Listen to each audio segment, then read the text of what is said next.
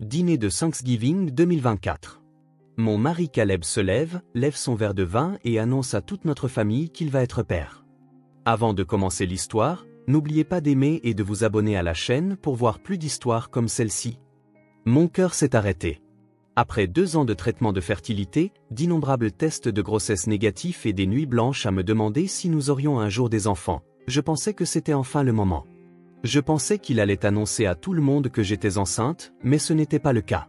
La femme assise juste en face de moi, sa collègue Tanley, a commencé à se frotter le ventre avec un petit sourire suffisant. C'est là que j'ai réalisé que mon mariage parfait était bâti sur des mensonges.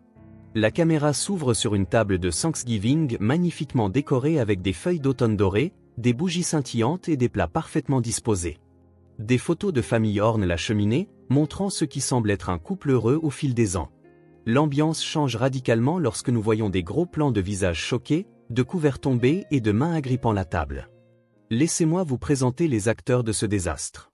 Il y a moi, Brinley Ashford, 32 ans, directrice marketing dans une entreprise du Fortune 500, et apparemment l'épouse la plus naïve du Colorado. J'étais marié à Caleb Reed depuis 6 ans. Il a 34 ans, travaille dans le génie logiciel et a ce sourire charmant qui me faisait fondre, mais qui me donne maintenant la chair de poule. Puis il y a Tanley Cross, 28 ans, la collègue de Caleb, que j'avais rencontrée peut-être 3 fois avant cette nuit-là. Elle avait cette personnalité pétillante que j'avais toujours trouvée légèrement agaçante, mais je me disais que c'était juste de la jalousie, car elle passait plus de temps avec mon mari au travail que moi à la maison. Était également présent à ce dîner de l'enfer ma sœur Evan, qui a 29 ans et a toujours été ma voix de la raison, ainsi que les parents de Caleb, Mera et Tobin Reed, qui me traitaient comme la fille qu'ils n'avaient jamais eue. Ces personnes n'étaient pas seulement les témoins de ce qui allait se passer. Elles étaient ma famille, mon système de soutien. Et Caleb était sur le point de faire exploser toutes nos vies en l'espace de 30 secondes. Mais voici ce que Caleb ne savait pas. Pendant qu'il préparait sa grande annonce, j'étais assise là avec un dossier en manille caché dans mon sac à main. Un dossier qui contenait des preuves qui détruiraient non seulement son annonce, mais son monde entier. Vous voyez, j'avais des soupçons depuis des semaines. Et quand l'intuition d'une femme se met en marche, elle ne reste pas assise à s'apitoyer sur son sort. Elle obtient des réponses. Et les réponses que j'ai trouvées étaient sur le point de transformer ce dîner de Thanksgiving en le moment de vengeance le plus satisfaisant que j'ai jamais connu. Ce qui s'est passé ensuite a duré peut-être 5 minutes, mais a semblé durer des heures. C'était le genre de moment qui divise votre vie en un avant et un après. Avant, j'étais l'épouse confiante qui croyait à chaque excuse et à chaque nuit tardive au bureau. Après, je suis devenue la femme qui a appris que parfois, la meilleure façon de gérer la trahison n'est pas de crier ou de pleurer. Parfois, c'est de sourire, de se lever, de marcher jusqu'à son sac à main et de rendre le genre de justice qui fait que les gens arrêtent de parler de dinde et commencent à parler de vérité. Laissez-moi vous ramener là où cette histoire commence vraiment. Car la trahison n'a pas commencé ce jeudi soir. Elle s'était construite depuis des mois, peut-être même des années, et j'étais trop confiante pour voir les signes qui étaient juste sous mon nez. 6 mois avant ce Thanksgiving désastreux, ma vie semblait parfaite de l'extérieur. J'avais tout ce que je pensais vouloir. Une carrière réussie en tant que directrice marketing chez Henderson & Associates, l'un des meilleurs cabinets de conseil de Denver, une belle maison victorienne dans le quartier des Highlands que j'avais hérité de ma grand-mère, Rose, avec des planchers de bois franc d'origine et un Porsche qui rendait tous les voisins jaloux. Et Caleb, mon mari depuis 6 ans, que j'avais rencontré à l'université et dont j'étais tombée éperdument amoureuse lors de notre dernière année. Caleb travaillait comme ingénieur logiciel chez Techflow Solutions. Et il était bon dans son travail, vraiment bon. Il avait cet esprit analytique qui pouvait résoudre n'importe quel problème, ce qui est probablement la raison pour laquelle je n'ai jamais remis en question ses explications pour des choses qui ne tenaient pas la route. Quand il disait qu'il travaillait tard sur le lancement d'un projet critique, je le croyais. Quand il prétendait que son téléphone était mort pendant ses longues soirées au bureau, je lui achetais un chargeur portable. Quand il a commencé à rentrer à la maison en sentant un parfum inconnu, il m'a convaincu que c'était juste le nouveau désodorisant qu'ils avaient installé dans l'immeuble de bureau. En y repensant, je réalise que j'étais la victime parfaite pour sa tromperie. Je voulais tellement que notre mariage fonctionne que j'ai ignoré tous les signaux d'alarme et j'ai trouvé des excuses pour un comportement qui aurait dû me faire fuir. Nous essayons d'avoir un bébé depuis 2 ans, et les traitements de fertilité nous pesaient à tous les deux, émotionnellement et financièrement. Les injections d'hormones me rendaient d'humeur changeante et épuisée. Les déceptions mensuelles lorsque ces tests de grossesse revenaient négatifs me laissaient brisée et inadéquate en tant que femme. Caleb a commencé à prendre ses distances pendant cette période, et je m'en suis voulu. Je pensais que j'étais peut-être trop concentrée sur le fait de tomber enceinte, trop émotive, trop en demande. Il avait toujours été charmant et social, mais soudain, il travaillait tard, 3 ou 4 soirs par semaine. Les projets de week-end au bureau sont devenus une routine. Il a commencé à aller à des « happy hours » avec des collègues qui duraient jusqu'à minuit. Quand je suggérais de le rejoindre un jour, il disait que c'était juste des discussions de travail ennuyeuses et que ça ne me plairait pas. La pression financière était réelle aussi. Les traitements de fertilité ne sont pas bon marché, et notre assurance ne couvrait qu'une partie des coûts. J'utilisais l'argent de l'héritage de ma grand-mère pour payer les procédures tout en soutenant les remboursements de prêts étudiants de Caleb et en couvrant la plupart de nos dépenses ménagères. Il promettait toujours de me rembourser à sa prochaine promotion, mais cette promotion ne semblait jamais se concrétiser. Ma sœur Évrin a commencé à poser des questions à cette époque. Elle m'avait toujours protégé et elle remarquait des choses que j'étais trop proche pour voir. Elle a souligné que Caleb semblait distrait lors des réunions de famille, vérifiant toujours son téléphone et trouvant des excuses pour sortir pour des appels importants. Elle a mentionné qu'il avait cessé de parler de notre avenir comme il le faisait avant. Arrêter de faire des plans pour les vacances ou les rénovations de la maison ou tout ce qui nécessitait de penser au-delà des prochaines semaines. La maison est devenue mon sanctuaire pendant cette période difficile. Je l'avais héritée sans aucune charge de ma grand-mère Rose, et la garder à mon nom avait été une décision pratique qui s'est avérée être la chose la plus intelligente que j'ai jamais faite. Caleb avait insisté pour que nous refinancions et ajoutions son nom à l'acte de propriété, prétendant que cela aiderait avec son pointage de crédit et notre situation fiscale. Quelque chose dans mon instinct me disait d'attendre, de garder les choses telles quelles jusqu'à ce que nous soyons dans une meilleure situation financière et émotionnelle. Dieu merci, j'ai écouté cet instinct. Pendant ces longues soirées où Caleb était censé être au bureau, je me surprenais à me promener dans la maison, touchant les meubles et les photographies qui me reliaient à l'histoire de ma famille. Grand-mère Rose avait été une femme forte qui avait élevé 3 enfants seule après la mort prématurée de mon grand-père. Elle avait bâti une entreprise de traiteur prospère et m'avait toujours dit de faire confiance à mon instinct à propos des gens. Je pouvais presque entendre sa voix pendant ces moments calmes m'avertissant que quelque chose n'allait pas. Le point de rupture est survenu début octobre lorsque j'ai trouvé un test de grossesse dans la poubelle de notre salle de bain. Mon cœur s'est envolé pendant environ 10 secondes avant que je réalise que le timing était complètement faux. Je n'avais pas fait de test depuis plus d'1 mois, et celui-ci était enterré sous d'autres déchets comme si quelqu'un avait essayé de le cacher. Quand j'ai interrogé Caleb à ce sujet, il a semblé vraiment confus et a suggéré que notre femme de ménage avait peut-être utilisé notre salle de bain. C'était une explication raisonnable, sauf que notre femme de ménage avait 65 ans et n'était certainement pas sexuellement active. Cette nuit-là, allongé à côté de mon mari endormi, j'ai pris une décision qui allait tout changer. J'en avais assez d'être naïve. J'en avais assez de trouver des excuses et d'ignorer mes instincts. Si Caleb cachait quelque chose, j'allais découvrir quoi. Je n'avais aucune idée que mon enquête mènerait au dîner de Thanksgiving le plus choquant de l'histoire de la famille. La semaine précédant Thanksgiving aurait dû être remplie d'excitation et de préparatifs, mais au lieu de cela, j'avais l'impression de marcher dans un champ de mines tout en prétendant que tout était normal. J'avais invité les parents de Caleb, Mera et Tobin, ainsi que ma sœur, Evan, pour ce que je pensais être un dîner de famille chaleureux. Ce à quoi je ne m'attendais pas, c'est que Caleb mentionne nonchalamment mardi qu'il avait invité Tanley Cross parce qu'elle n'avait nulle part où aller pour les vacances. Elle est nouvelle à Denver et n'a pas de famille ici, a-t-il expliqué en faisant défiler son téléphone, sans même me regarder. J'ai pensé que ce serait bien de l'inclure. J'aurais dû faire confiance à ma réaction immédiate, qui a été une vive pointe d'inconfort dans ma poitrine. Au lieu de cela, j'ai souri et dit que c'était attentionné de sa part de penser à une collègue seule. Après tout, je m'étais toujours enorgueilli d'être le genre de personne qui accueillait les âmes esseulées pendant les vacances. Mais quelque chose dans la façon dont il a dit son nom, si nonchalamment familier, m'a donné la chair de poule. Je connaissais Tanley de loin grâce aux quelques événements d'entreprise auxquels j'avais assisté avec Caleb. C'était l'une de ces femmes qui semblait briller dans n'importe quelle pièce où elle entrait, avec des cheveux blonds parfaitement coiffés et un rire qui portait à travers les espaces bondés. Elle était plus jeune que moi, peut-être de 5 ou 6 ans, et avait cette confiance sans effort qui donnait à tout le monde envie d'être près d'elle. Les quelques fois où nous avions parlé, elle avait été assez amicale, mais il y avait quelque chose dans son sourire qui n'atteignait jamais tout à fait ses yeux quand elle me regardait. Le matin de Thanksgiving est arrivé avec cet air vif de novembre qui rend Denver magique. J'ai passé des heures dans la cuisine à préparer la célèbre recette de farce à la sauge de grand-mère Rose et à obtenir un dindon de 20 livres parfaitement doré. Caleb était inhabituellement serviable, mettant la table avec notre belle porcelaine et arrangeant le centre de table d'automne que j'avais acheté au marché des fermiers. Il semblait nerveux, vérifiant constamment son téléphone et regardant par la fenêtre comme s'il attendait quelqu'un. Mera et Tobin sont arrivés les premiers, apportant leur traditionnelle casserole de haricots verts et des étreintes chaleureuses. Ils m'avaient toujours traité comme de la famille, et Mera avait été particulièrement solidaire pendant nos luttes de fertilité. Elle partageait des histoires sur ses propres difficultés à tomber enceinte de Caleb, terminant toujours en m'assurant que notre tour viendrait.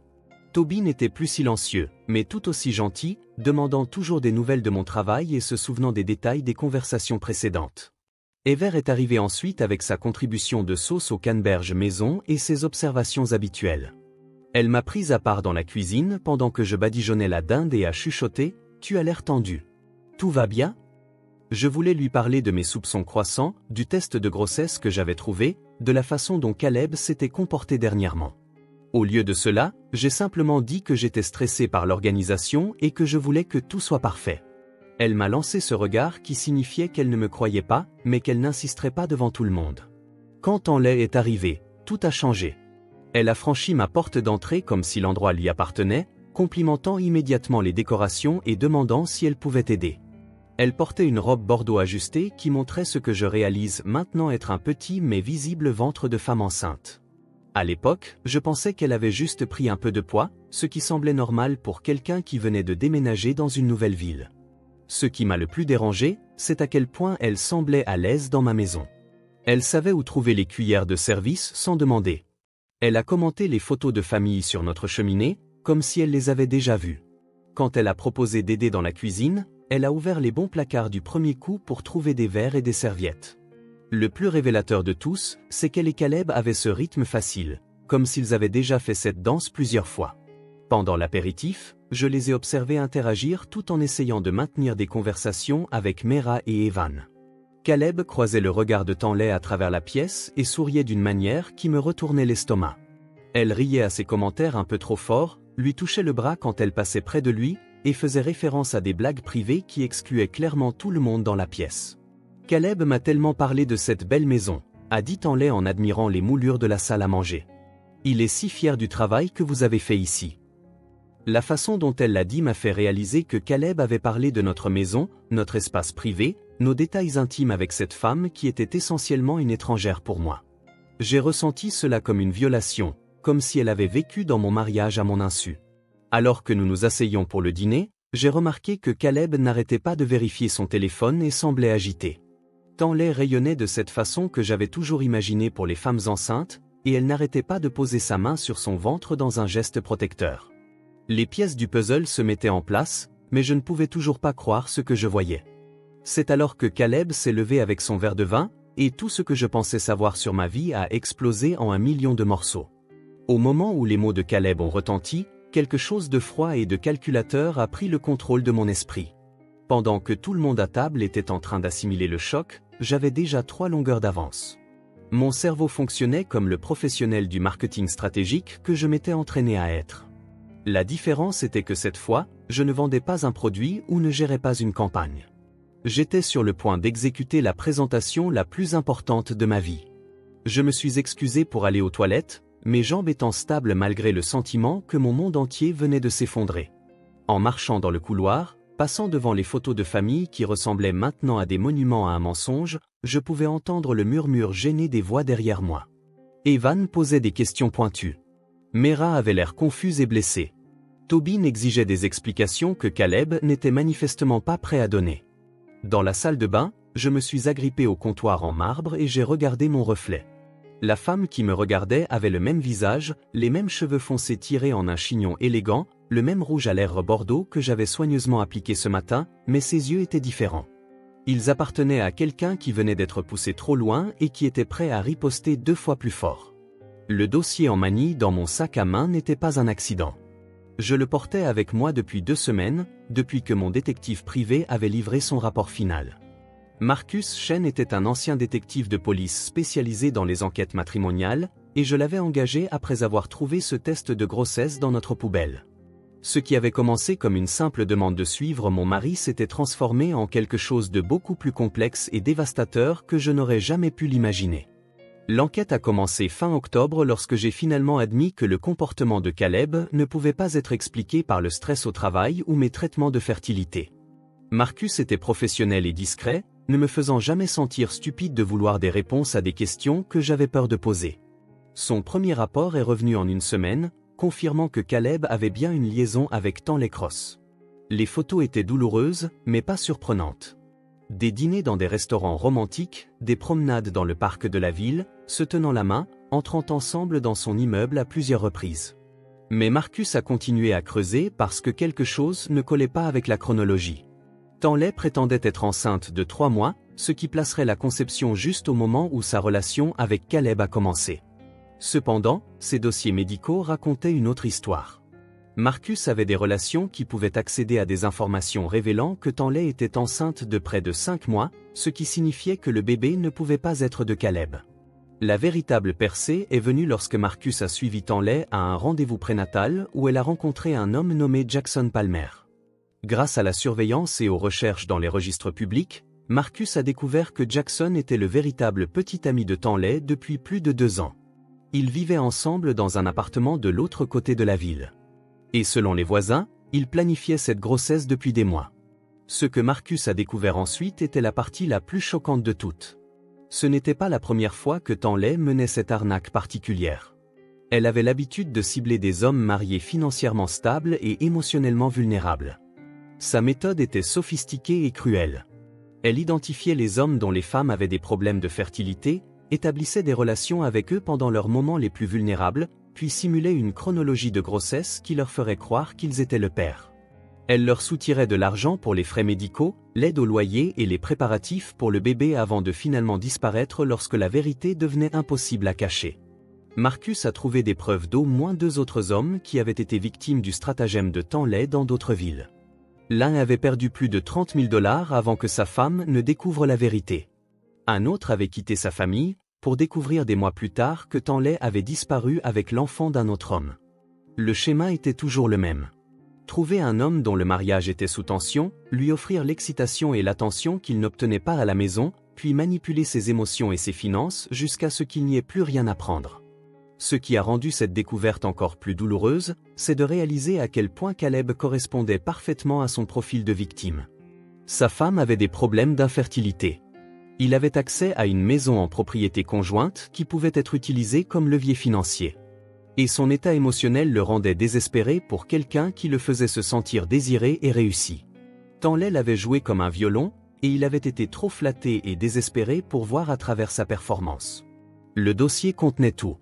Des photos de surveillance, des relevés financiers montrant l'argent que Caleb avait donné à Tanley, des documents médicaux prouvant que la chronologie de la grossesse était impossible, et le plus accablant de tous, une confession signée de Jackson Palmer.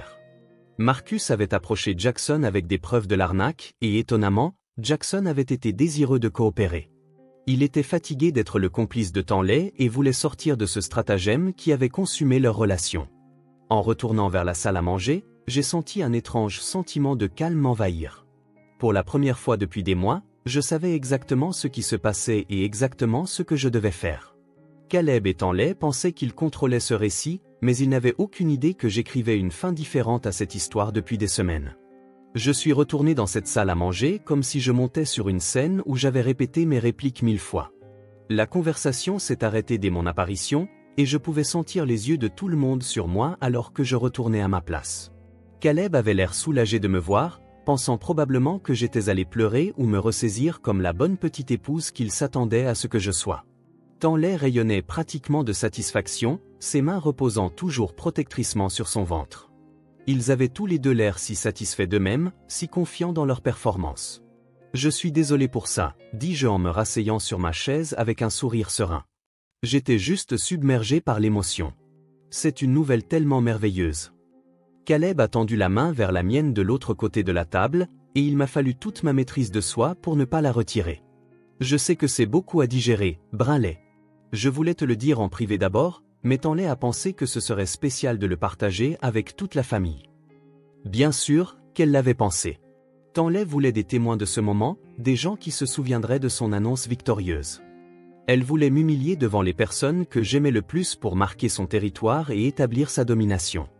Ce qu'elle n'a pas réalisé, c'est qu'elle venait de me donner le public parfait pour ce qui allait se passer. En fait, dis-je en me levant lentement et en lissant ma robe, ce timing est absolument parfait. J'ai aussi une surprise à partager. Je me suis dirigé vers l'endroit où j'avais laissé mon sac à main sur le comptoir de la cuisine, mon cœur battant la chamade, mais mes mains fermes. Derrière moi, j'ai entendu la brusque inspiration d'Evan. Elle me connaissait assez bien pour reconnaître le ton de ma voix, le calme avant la tempête qui signifiait que quelqu'un était sur le point d'être anéanti.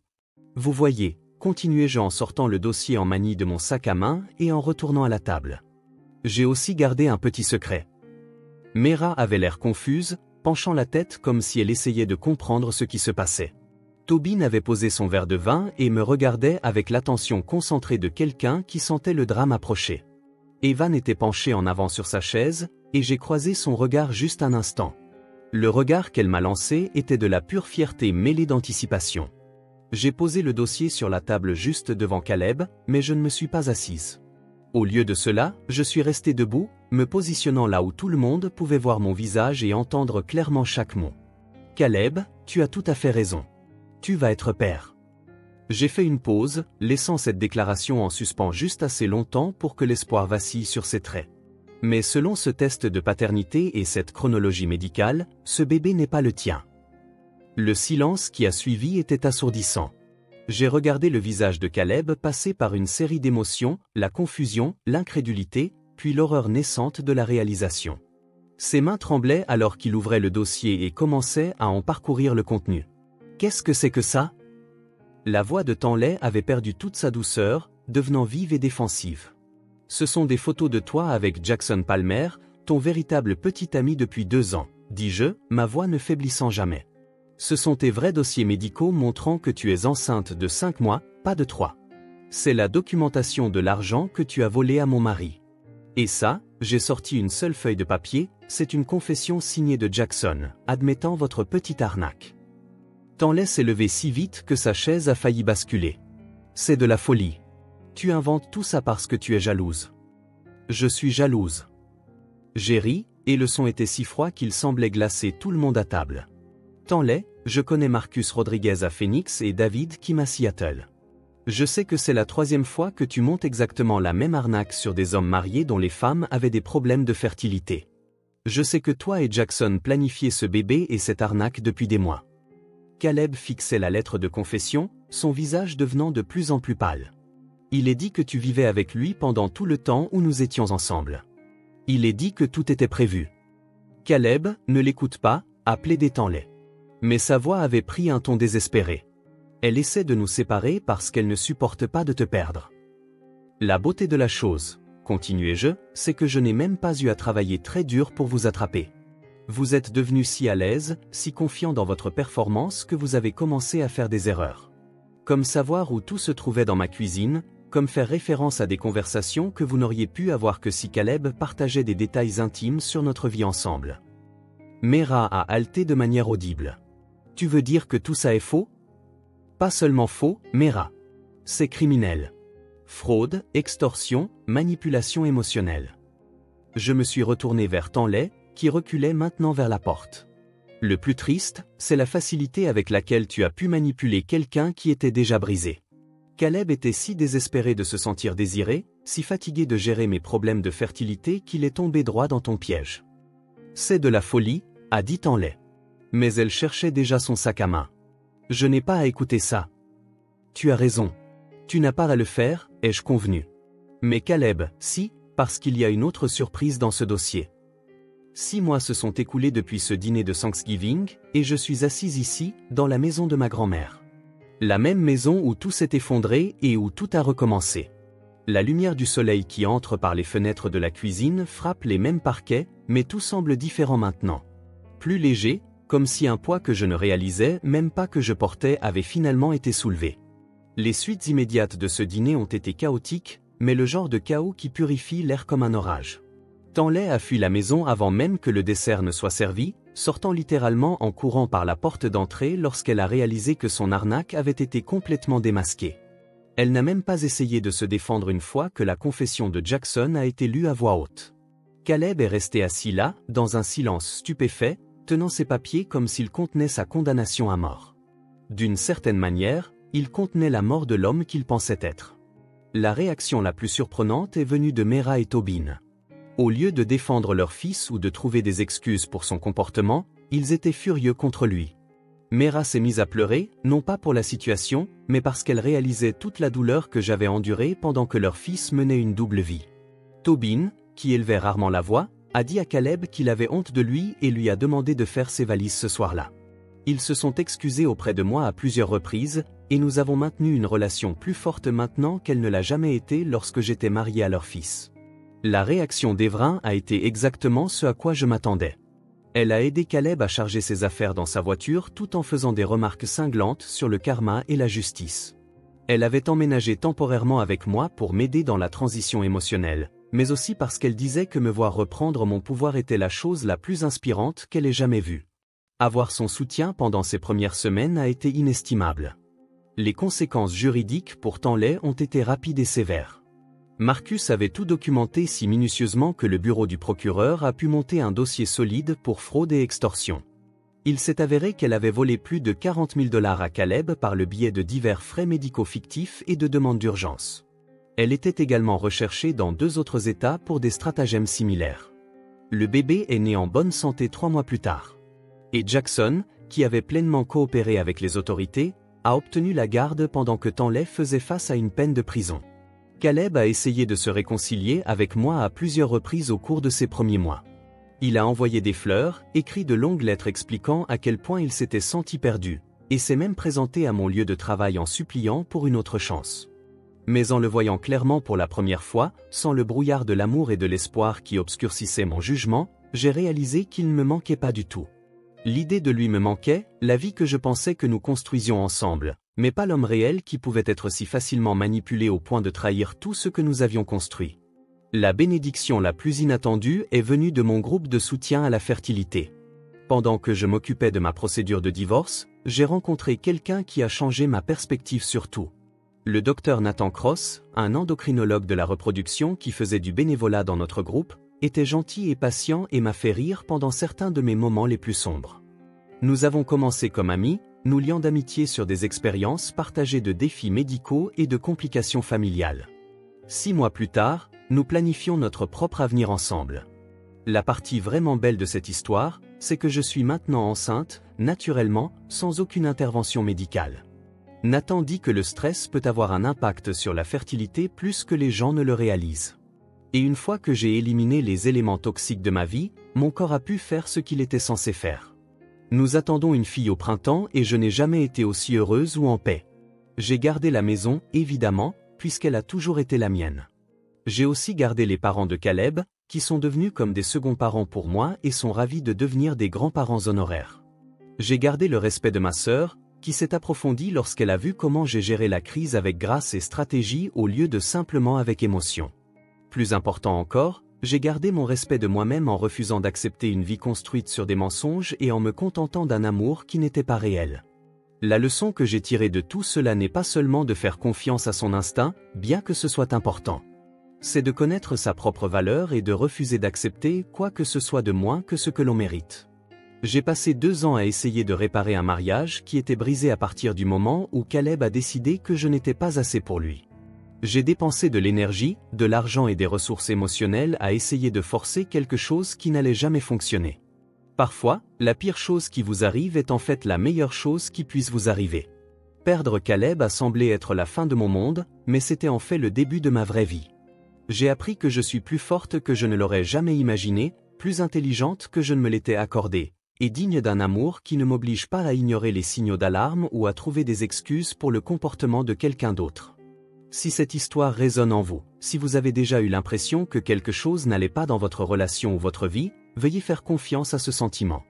Votre intuition essaie de vous protéger. Ne l'ignorez pas parce que la vérité pourrait être gênante ou douloureuse. La vérité est ce qui vous libère pour construire quelque chose de mieux. Et si vous êtes arrivé jusqu'ici dans mon histoire, veuillez partager cette vidéo avec quelqu'un qui pourrait avoir besoin de l'entendre. Commentez ci-dessous si vous avez déjà dû faire confiance à votre instinct dans une situation difficile. Et n'oubliez pas de vous abonner à cette chaîne pour plus d'histoires vraies sur de vraies personnes naviguant dans les défis inattendus de la vie.